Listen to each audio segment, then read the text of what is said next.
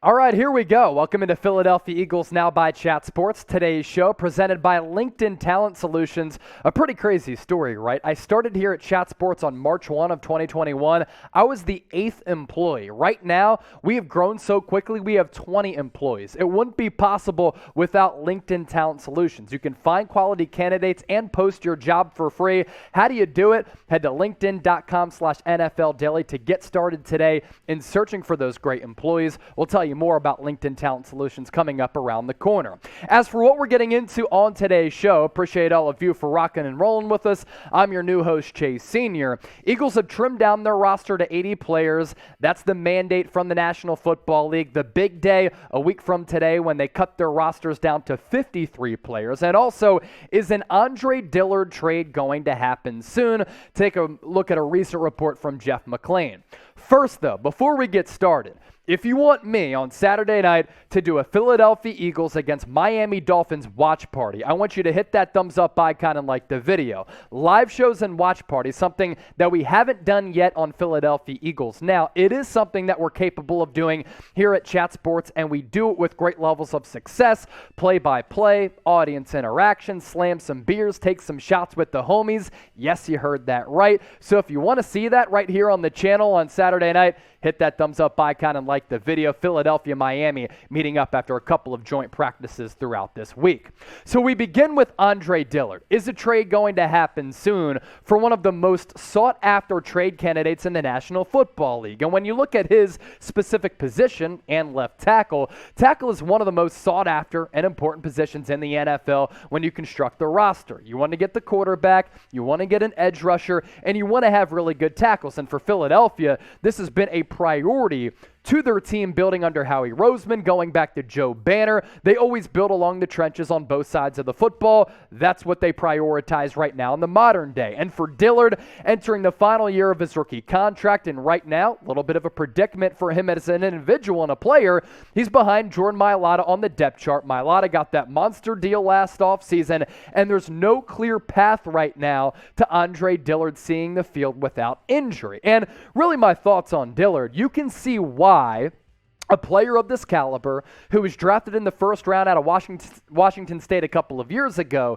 is starting to get a little bit antsy. He's improved his game and he's improved his body, and he wants to display that and prove to other people he's not a first-round bust, and he wants to play. And for Andre Dillard, he hasn't played a lot in the National Football League for a guy who was deemed in the first round a couple of years ago to be a steal by Philadelphia and this front office. You look back at 2019 during his rookie campaign, his career got off to a really rocky start, only 337 total snaps, and his pass blocking grade, not good, dismal, less than 60. In 2020, he suffered that torn biceps in the lead up to the season, so he didn't play at all, missed the entire campaign, and then last year rebounded, and I thought actually played pretty well when the tackles were down and Mailata missed a couple of games. 340 snaps, and the Pro Football Focus pass blocking grade went all the way up to nearly 72. League average is 70, but honestly, I think the number's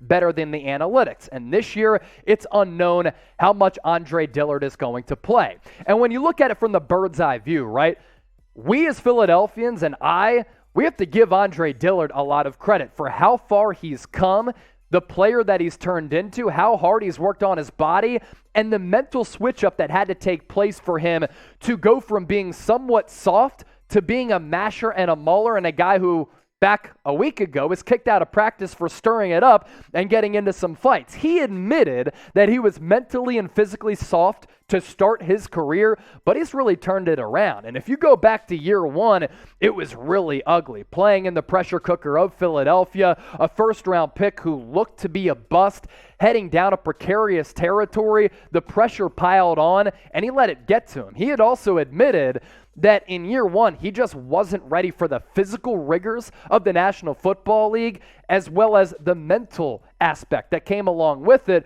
There was a time as a rookie, he got in a fight with Derek Barnett, and he had to get cooled down by the coaching staff because he was so emotional and he was crying. You don't often see that from players in the NFL, especially guys where you need to have that brute force and that physicality at that tackle spot.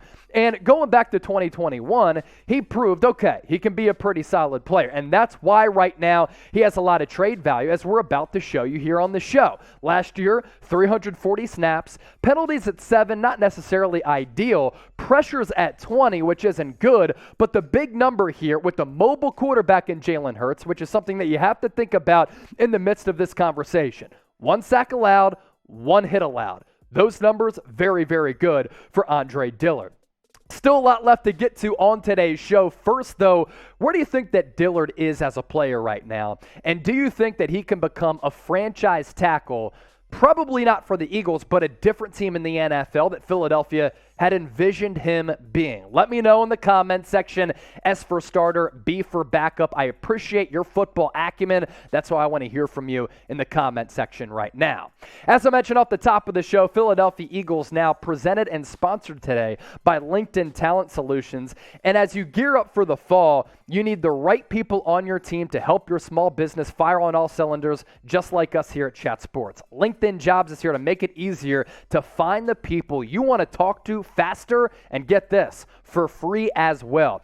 You can create a free job post in minutes on LinkedIn Jobs to reach your network and beyond to the world's largest professional network of over 810 million people. Then you add your job in the purple hiring frame to your LinkedIn profile to spread the word that you're going to hire so your network can help you find the right people to bring into your business. Simple tools like screening questions make it easy to focus on the right candidates with just the right skills and experience so that you can quickly prioritize who you'd like to interview and also add to your company. It's why small businesses rate LinkedIn Jobs #1 in delivering quality hires versus leading competitors. LinkedIn Jobs helps you find the candidates you want to talk to faster. And did you know every week nearly 40 million job seekers visit LinkedIn?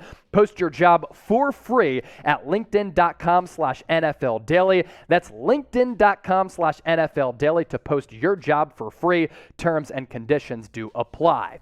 And as I mentioned here at Chat Sports, I'm taking over Philadelphia Eagles now for Thomas Mott, and I'm really pumped up about the opportunity. And when I was hired here, March 1 of last year, Chat Sports, what did they use? LinkedIn Talent Solutions to bring me in, and I think I've done a pretty good job for the company. I hope a lot of you would agree with me as well. Coming up next on the show, we'll get to the actual report from Jeff McLane about some of this Andre Dillard trade buzz, what the asking price might be, and Andre Dillard trade destinations. But teams are always looking for tackle help, and that's why when you canvass the landscape of trade candidates in the National Football League, that's why other teams are hitting up Howie Roseman and seeing what it would cost, what it would take to bring in the former first-round pick. As for what Jeff McLane had to say about Dillard, Eagles general manager Howie Roseman is unlikely to part with Dillard for a pittance, meaning a low asking price. He knows how much starting caliber left tackles are worth, and he also knows that having the luxury of 2 comes in handy as it did last year when Mailata missed 2 games due to injury. Whatever happens, happens. That's what Dillard said when asked about a possible trade, but I try to be where my feet are at all times. Asked if he's broached the subject with his agent Ryan Tolner, Dillard let out a knowing haha, grimaced, and then said nothing more. Obviously, Dillard is a competitor. Obviously, Dillard wants to get traded somewhere because he wants to play, and right now you have a massive Australian who's blocking the path for Dillard to actually get on the field and block the blind side for Jalen Hurts. As for some potential Andre Dillard trade destinations, all these teams right here are among those squads who are in need of left tackle help, but also offensive line help. Now, you go back to year 1, Dillard was asked about maybe playing right tackle. He did play a little bit there in place of Lane Johnson, and he really struggled. And when asked about it in the locker room, he said something a little bit weird and curious to the Philadelphia media, saying, have you ever tried to write with your opposite hand? That's what it's like to go from left tackle to right tackle. He's more comfortable at left, but other teams might need a right tackle. And then a team like the Tampa Bay Buccaneers, they've suffered a litany of injuries all across the offensive line, but mostly at those center and guard spots. Now, Dillard isn't going to get traded to Tampa Bay and start playing center. Would he be willing to play guard because that's where maybe he'd get more snaps and he'd be able to maximize his abilities? Maybe, but it seems as though he does want to play left tackle. I know a couple of teams that really need one. Indianapolis Colts, Cincinnati Bengals. Two teams who have made moves to put themselves in positions in the AFC to make a deep playoff run. Obviously, the Colts trading for Matt Ryan. Cincinnati Bengals made it to the Super Bowl last year and won the AFC. The fraudulent Dallas Cowboys have had kind of a change along the offensive line over the last couple of years, and they could also use some overall offensive line help, especially at that left tackle spot. And then the Pittsburgh Steelers, Tampa Bay Buccaneers, two other teams that do need some bulking up along the offensive line. So those are some potential Andre Dillard destinations. Teams like the Las Vegas Raiders, they need to improve, but they need to put Dillard at that right tackle spot. If I'm Dillard, I'm just trying to get on the gridiron. I'm trying to lace him up, put the tackle, put the helmet on, put the shoulder pads on, and just start playing football, because he hasn't played a lot of football up to this point for a player who is still very young nonetheless. So what should the asking price be for the former first-round pick? I want you to put your general manager hats on in the comment section right now and let us know. Also, still to come, Eagles cut that roster down to 80 players. We'll get to who they let go coming up around the corner. But as I talked about yesterday, as I quickly mentioned today, taking over for Thomas Mott as the full-time host of Philadelphia Eagles Now, I'm stoked and pumped up about the opportunity. This is something that I've wanted to do since I was 5 years old growing up in the Dub Caesars. So you can interact with me on Twitter and Instagram at Chase_Senior. Welcome me to the channel. Ask me any questions. You want to chop it up and just talk Eagles football, fly Eagles fly. It's the same handle on both social media platforms. As for those roster moves, as mandated by the NFL, teams across the league had to cut down that roster to 80 players today. So because of that, a lot of roster moves that Philadelphia did make.